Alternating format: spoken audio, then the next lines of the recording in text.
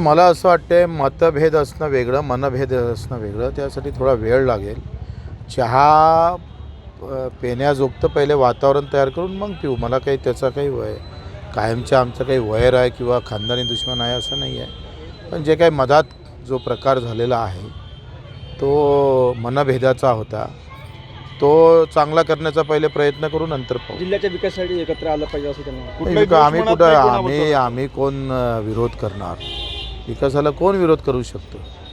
आणि आमची जिल्ह्याच्या विकासासाठी आम्ही कुठं आडवे आलो असं एखाद्यानं कोणा सांगावं, त्याच्यानं तो काही विषय नाही.